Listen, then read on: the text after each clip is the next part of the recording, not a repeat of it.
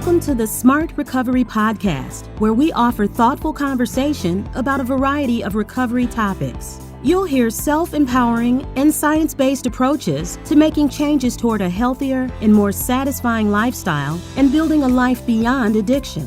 Our mission is for every podcast to provide you with the information and resources you need to guide your own successful recovery journey. If you or someone you know needs addiction-related help, we encourage you to visit smartrecovery.org, where you will find practical tools, connections to support group meetings, and links for additional resources. Remember that the purpose of this podcast is to educate and inform. It is not a substitute for medical care from a doctor or other qualified addiction professionals. Before making any changes in your treatment plan, please discuss your thoughts with your medical provider. Now sit back and enjoy today's Smart Recovery Podcast. Welcome to the Smart Recovery Podcast. I'm your host, Luke Frazier. Today on the podcast, we're going to have a conversation with Barry Grant. He's the director of Outpatient Services at Hope House, and he's also owner of S.A.F.E Counseling. He's been a friend of Smart Recovery for many years, and we'll get into some of that history in just a moment. But first, before we start the conversation, I want to mention a new way you can get involved in overcoming the addiction epidemic by supporting Smart Recovery's vital work. We have a new program called Insiders Plus, and you can become an insider by choosing to make a small monthly financial contribution to Smart. As an insider, you'll receive recognition, invitations to exclusive events, and more. Perhaps most importantly, you'll have an opportunity to influence the future of Smart by having your input shared directly with Smart Recovery leadership. Help us help others lead life beyond addiction. Visit smartrecovery.org/insiders for more information and to sign up.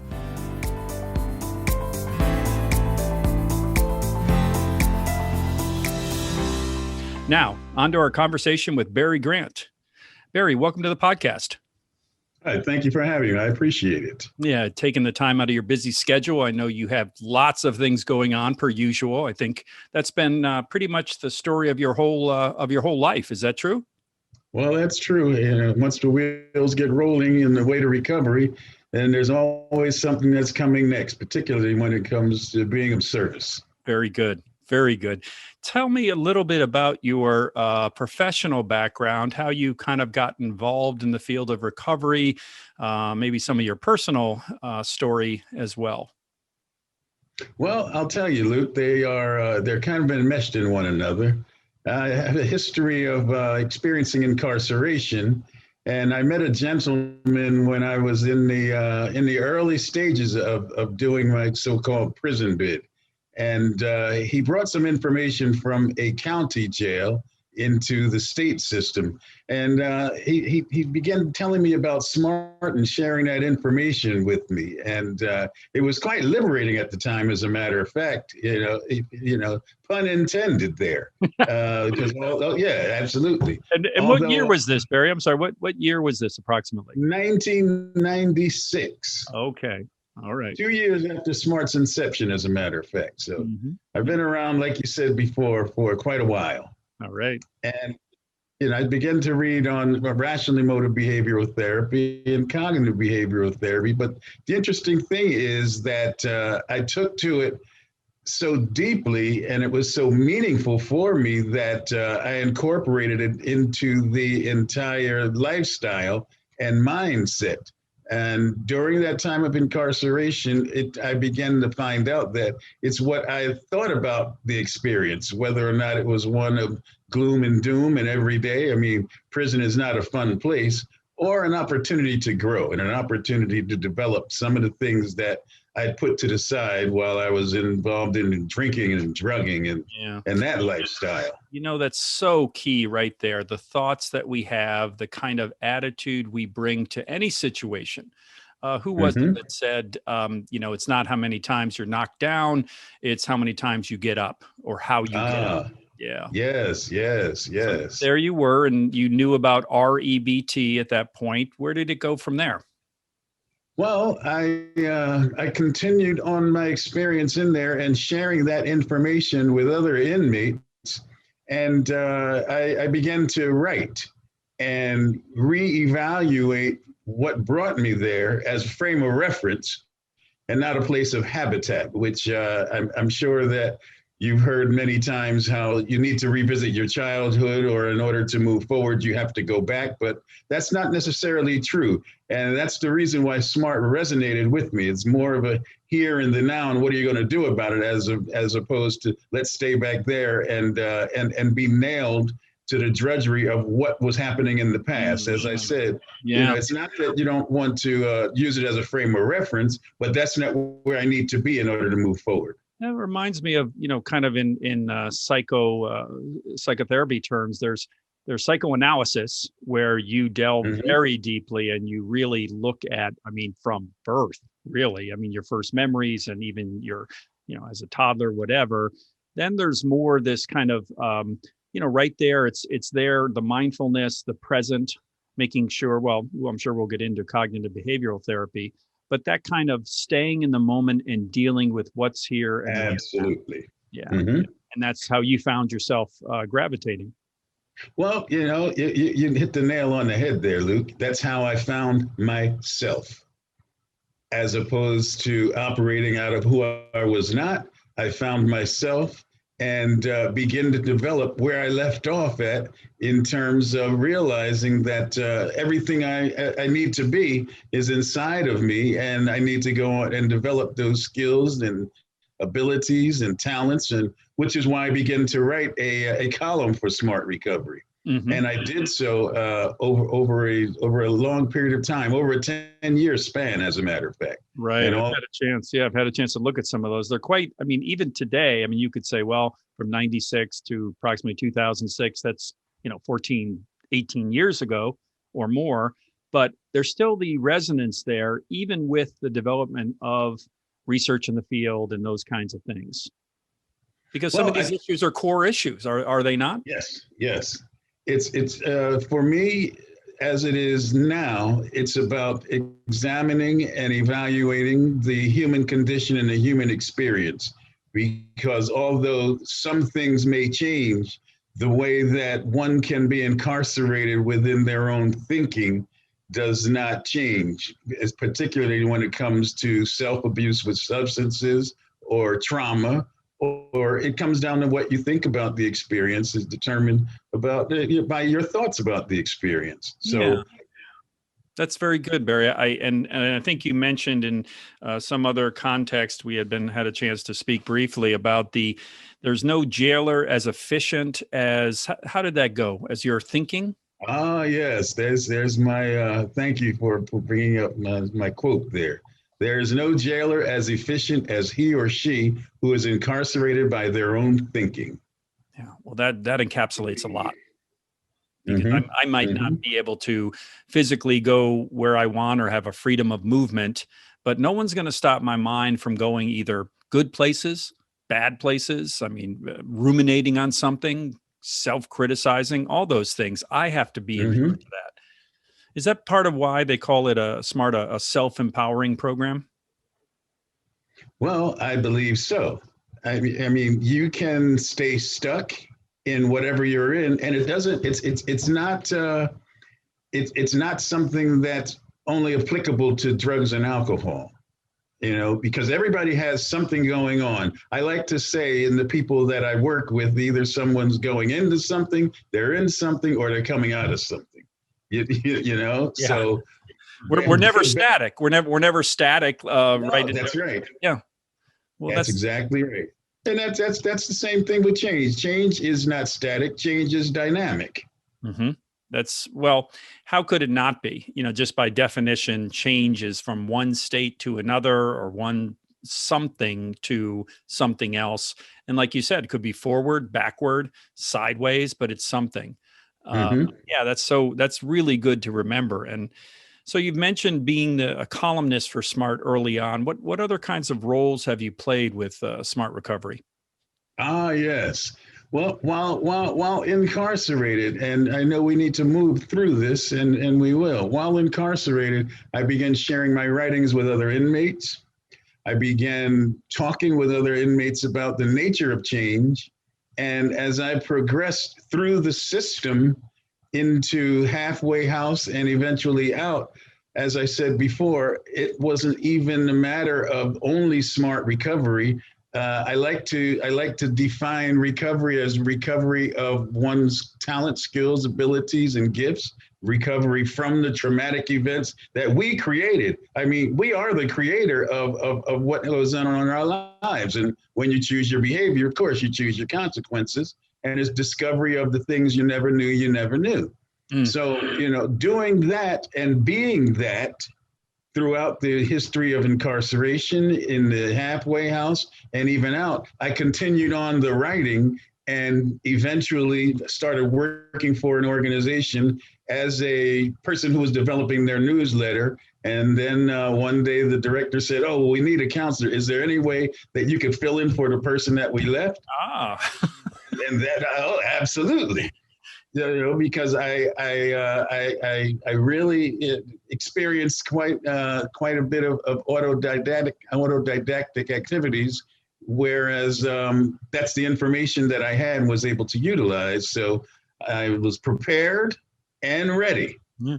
Well, just for folks who may not be clear, the autodidactic, is that self-taught? Am I? Yes, correct? yes, self-taught. So you had the curiosity, you had the passion, the drive, but that's something. I mean, hey, do you have a moment to fill in here, Barry? I mean, that's pretty wild. Yes. You're listening. Had I not, it's very interesting that this is where we are in this conversation. Had I not been preparing myself, I would not have been ready for that opportunity. Correct. It would have passed you by, or you wouldn't have been able to take advantage of it. Mm-hmm. Which is part of the reentry and which is part of reintegration as a returning citizen. It's my belief that these activities and these resources be made available on the first day of incarceration, as opposed to 2 weeks or a month before you're ready to be paroled or you're ready to return to the community. That makes so much sense, because how could you think that being incarcerated for, I don't know, months, even years, would prepare you for that kind of, and I love that nomenclature. And let's get into that in just 1 second. I want to remind people that they're listening to the Smart Recovery Podcast. We're talking with Barry Grant. He's telling us about his experiences in discovering SMART, in his incarceration, and how it changed his attitude and outlook toward life and recovery. And let's go back to that for a second. You mentioned recovery is the recovering the talents, the skills, the good things. Often I think we hear that recovery is just stopping the bad things. And that's not too much of that's not too attractive to think about. I want to recover. I want to get the good things back. Is that what you were intending to reference? Absolutely. Getting the good things back. I mean, the self and our characteristics, for whatever reason, using does serve a purpose. But the issue is that it's very, very short-lived, and in the long run, the consequences are too devastating to rationally continue along that path of self-abuse with substances. As I said before, you choose that behavior and you're choosing your consequences. So with that in mind, I went and was able to change my way of thinking and move into a place of learning and returning to the place where I detoured away from. And it comes back to you, but you have to give yourself an opportunity. As I said before, you need to be prepared and rebuild those things. It's there, and you'd be amazed at how many individuals within the system, once they're removed from either the environment, once they've been removed from the substances or the activities or the relationships, whether it's a situation, a circumstance, or a relationship, you begin to change your way of thinking about life and about the circumstance. I mean, the circumstance is only a reflection of your consciousness. So when your consciousness changes, so do you. And whether you're inside the walls or outside the walls, you're changing the way that you're thinking about the experience will indeed change what your goals and your motivation is, whether you remain inside of the walls. I knew guys who were lifers that came across SMART, and they changed their way of operating within the confines physically, but they were free mentally. Oh, it just strikes me as so hopeful when you speak, Barry, because it is back there, as you said, there were detours taken. There were different ways of thinking that we don't have to be trapped by. So that's Mhm. very hopeful. And even talk a little bit more about, someone who really will be physically incarcerated, but can somehow free their mind. I mean, you said you met lifers who Oh really yeah. have embraced SMART. Yes, absolutely. And I mean, it's the first two words of the acronym, self-management. I mean, am I going to allow someone else to take control of what I'm going to do today?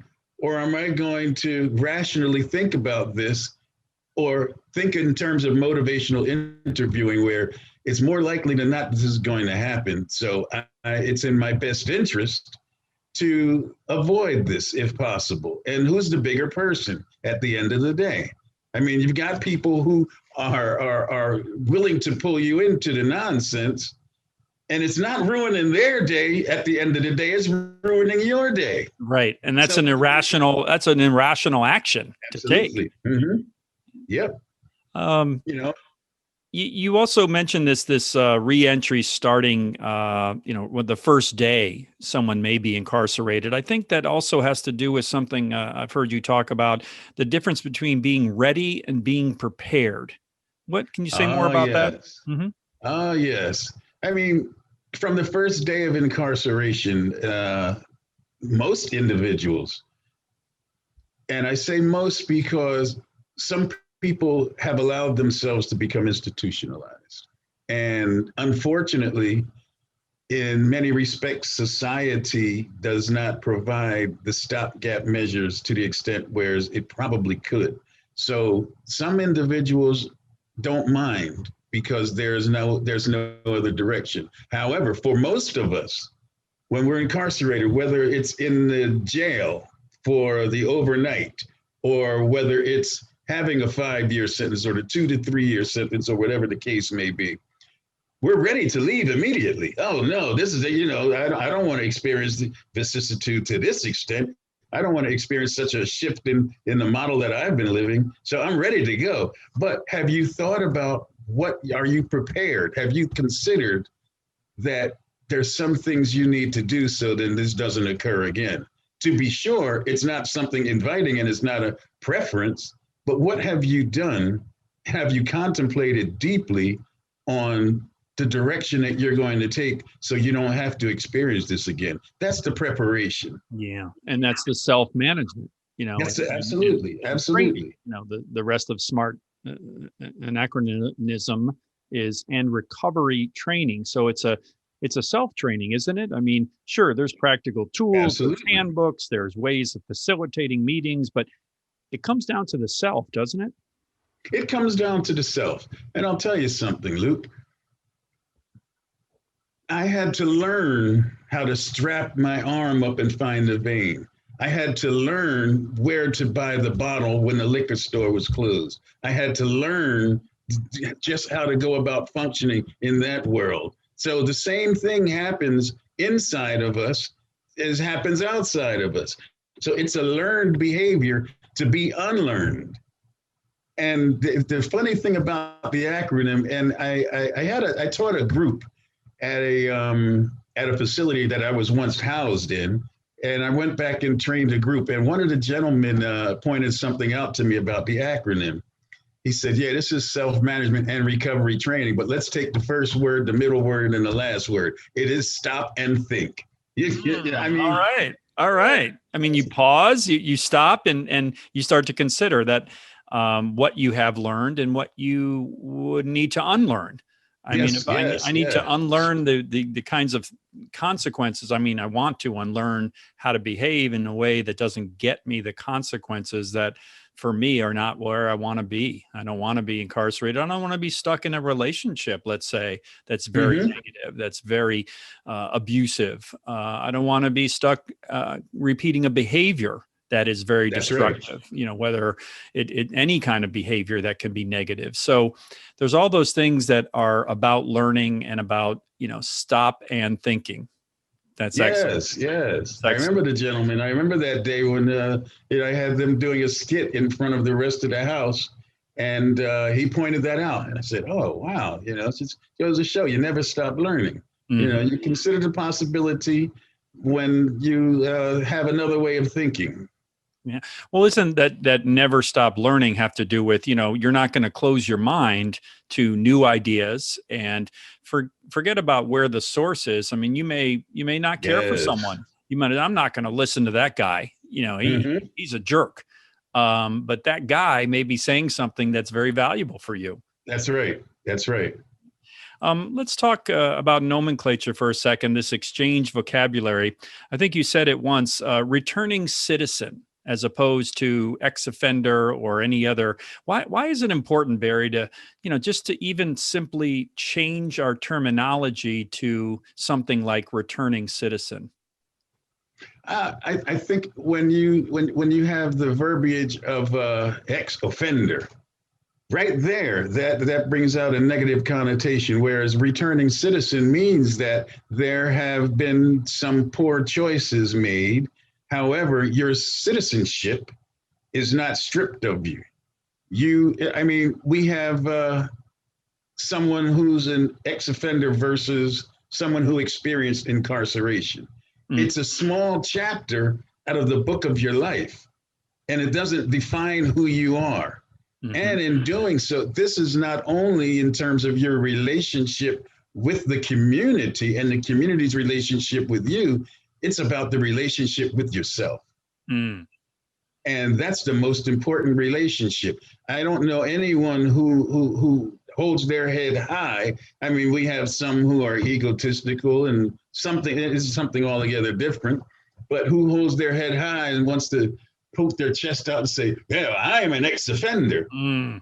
Uh-huh. As I experienced incarceration, or I'm a returning citizen. Mm-hmm. And for part of my life, this was Yes. my reality, but we Yes. all are made up of so much more. And I heard a while ago, most people who are incarcerated are going to return. I mean, the That's right. numbers of those who are in prison Up for in the upper life, 90s. the upper 90s. Okay, I didn't know a Mhm. percentage. So if we know as a society, as a group of individuals who are somehow labeling these other folks, that they're going to be back among us and have to be a part of the reality of our lives, why would you Mhm. want to put them in a box? Why would you want to tell them that they're this thing and this thing only?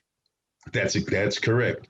I Yeah. mean, consider the fact that, as I said before, everyone has something going on. There's no one who wants to have their demons labeled and put outside.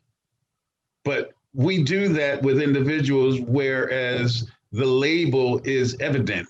Hmm.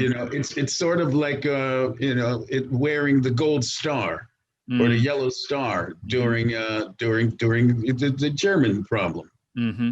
Mm-hmm. Nazi Germany, where Jews Yeah, were actually, required to have a star stitched on their that's right. clothing. I mean, Hmm. that's horrible, and it's something that again made it an other. There is us, and then there is an other, Hmm. and that's where you get into trouble, I think, and not just in the subject we're talking about with recovery, but any kind of, strife and tension is going to That's come right. from, us relating and not relating to other human beings. You're I'll listening tell to you. the, Mhm. It's very interesting that the conversation that we're having, because do you see how easily the principles of SMART, I mean, one of them is no labels, but do you see how overall the principles of SMART in terms of recovery and substance use disorder come into play, and how they are also applicable to life in general? Oh, I mean, sure. this isn't about substances and behaviors. This is about life and rethinking your position. Exactly. You're listening to the Smart Recovery Podcast. I'm your host, Luke Frazier. Today, we're talking with Barry Grant. He's the director of Outpatient Services at Hope House and owner, is that the correct term for S.A.F.E Counseling? That's correct. That's your Yes, business. safe counseling. That's your business. Where is Hope House? I meant to ask that earlier. Is it in Washington, D.C.? Now, Hope House is located in Crownsville, Maryland, which is right off of 50. Route 50, if anyone's familiar with it. And for others, it's right up the street from the Annapolis Mall. So. Okay. Yeah, I was going to say I think it's between DC and Annapolis. So that's where Route 50. Well, that's, I know that you have a lot of need down there. I mean, as in any city, there are lots of people who need SMART. And like you said, I love that, Barry. It's a way of living more than just a way of just recovery. Is that a good way to put it? That's accurate. Yes, okay. It is. Very good. I recall going through the system before, and I, just go revisit this for one moment. Before I was incarcerated, I did try other methods of mutual aid support, but they didn't seem to work out for me. And I remember having them jam down my throat with you must do this, and this is the only way. And it did not resonate with me, which brings me to, and when I did get out, I spent many of Friday night at the Albert Ellis Institute, who, as we know, is the father of rationally motor behavioral therapy, REBT. So, my company, my business, Self-Authentically Forever Evolving, Self Counseling Services, it's located in Greenbelt, Maryland, right by College Park. That is why I conduct my groups based out of a SMART way of approaching recovery and service delivery. Yeah. Because it's got to have an alternative. Exactly. And you have to choose that alternative. I mean, that's one thing where if courts are only going to say you need to go to a 12-step program and it doesn't resonate with you, what good is that? I mean, really, all the research shows that when we choose our own pathway to recovery, it has a greater chance of being successful. Is that what you've seen in your work? I mean, when folks are, trying to find what's right for them, what happens when they find SMART? I mean, the ones that it resonates with, what does a light go off? What happens? Well, the first answer to that question that I can give you is, wow, I never knew this existed. Or you mean I don't have to do this? And I'll tell people, no, I'm not the parole officer, and I'm not the court, and I'm not the Division of Motor Vehicles. It's up to you. If this is the life that you want to continue to lead, I mean, that is an option. You can do that. Or I'm trying to extend an alternative to you, whereas you're empowered with the knowledge that you can make your own decisions. And based upon those decisions, you'll get either a favorable outcome or a favorable or one that's not so preferred. Right. My first question that I ask of everyone is, who are you? And when they get through telling me who they're not and what they've done, then I say we can begin to do some work. And they end up, there's one fella, really quick story, in Crownsville. And he was going to go AMA. He was going to leave. He was inpatient. And someone said, well, he just won't come to the 12-step groups and he just doesn't want it. And I said, well, send that resident down here and let me have a conversation with him. So I gave him a book that one of the co-founders of Smart Recovery shared with me. It's Man's Search for Meaning. Mm-hmm. And I gave him the Smart Recovery Participant Handbook. And he read it, and I said, well, just read those and I'll see you on Monday. And he said, Mr. Barry, this is what I'm talking about. This is what I need right here. He stayed the entire time. They allowed him to come and sit in on my IOP. He discharged. I did him in my IOP. He went into OP. And earlier this year, he called me up and said, Mr. Barry, I got my job. And this was a couple of years ago. I got my job as a trainee counselor, and I owe it all to you. Oh. So, I mean, it doesn't get any better than that. No, that's a great story. And I think tying back that Viktor Frankl is happened around Nazi Germany. Yes. I think he was in a concentration camp and had to decide for himself how to experience that. I mean, talk about an invitation for complete, despair. But somehow he was able to transcend that by his choice. Also, I was just interested in what you said about asking folks, who are you? And is the normal response to that you said kind of who I'm not or what I've done. I mean, do people have trouble speaking positively about themselves? Absolutely.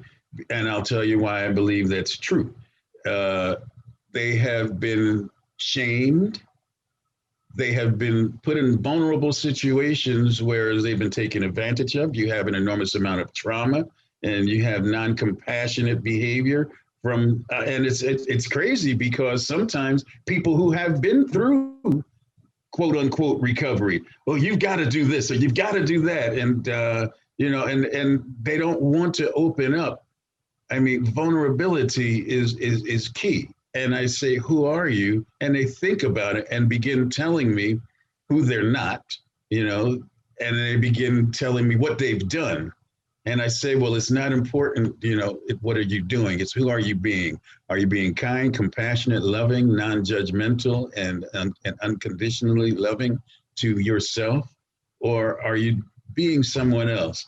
And they say, well, no one really ever stopped to ask me before. And then that's where we begin to do the work on, unraveling the knots of just a person who has been desperate to find themselves. I mean, at the core of addictive behavior is the seeking outside of yourself to fulfill an essential need.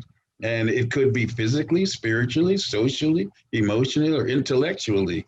And, that when that lack comes into play, then they tend to fill it with something or someone else.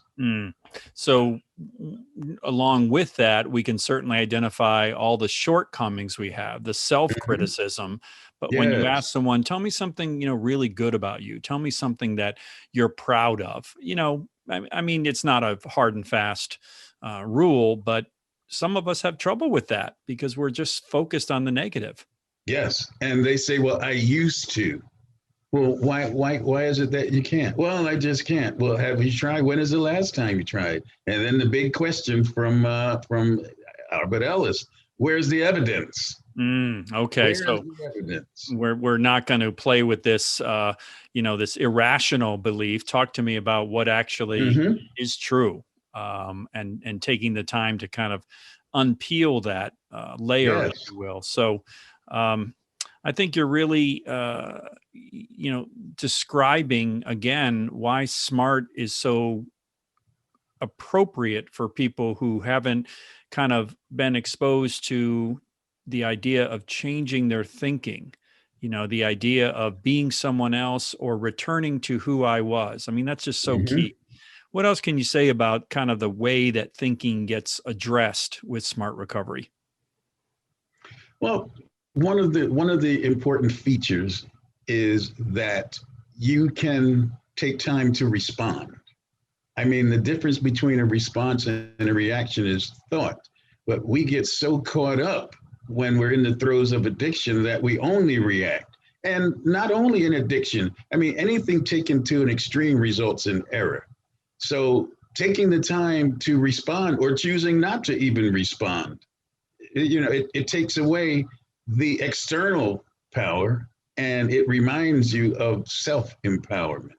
I mean, that locus of control, many people, I mean, you hear it. He did it, she did it did it, or them did it. Well, how did you conspire against yourself is the question. What did you do? Let's add that into the equation, or didn't do, I guess you could say. Barry, as we're wrapping up today, any other advice or counsel you'd give those who are just kind of embarking on this new way of life, this recovery journey? I would recommend to anyone who's just embarking upon this life of recovery to seek who you are and be in a state of remembrance. I mean, you've been dismembered in so many ways over a period of time that now it's not that you set the standard too high and don't reach it, it's that you set the standard too low and to become complacent. Well, Barry, thank you so much for being here today. We've been talking with Barry Grant. He's the director of Outpatient Services at Hope House, and his business is S.A.F.E Counseling. Tell me the acronym one more time. S.A.F.E Counseling is self-authentically forever evolving. All right, Barry Grant, thanks so much. You have been listening to the Smart Recovery Podcast. This is your host, Luke Frazier. Before we close today, I want to remind you something we talked about at the beginning. There's a new program for Smart Recovery. It's called Insiders Plus, and you become an insider by choosing to make a small monthly financial contribution to Smart. Now, there's benefit to that.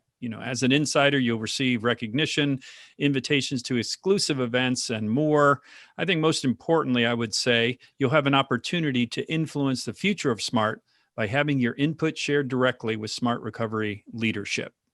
So until next time on the Smart Recovery Podcast, stay connected, stay healthy, and stay true. Thanks for listening to the Smart Recovery Podcast. Be sure to visit smartrecovery.org, where you can subscribe to our e-newsletter and check out additional podcasts, blogs, videos, and more. If you found today's podcast interesting and helpful, we encourage you to share it with others. You can also find information about Smart Facilitator training and other ways to participate in our important work. To help us continue to provide recovery support to all the individuals who need us, please consider making a tax-deductible donation at smartrecovery.org/donation, or simply click the donate button on our homepage. Thanks again for listening, and we hope you'll join us for the next Smart Recovery Podcast. Until then, stay safe and stay healthy.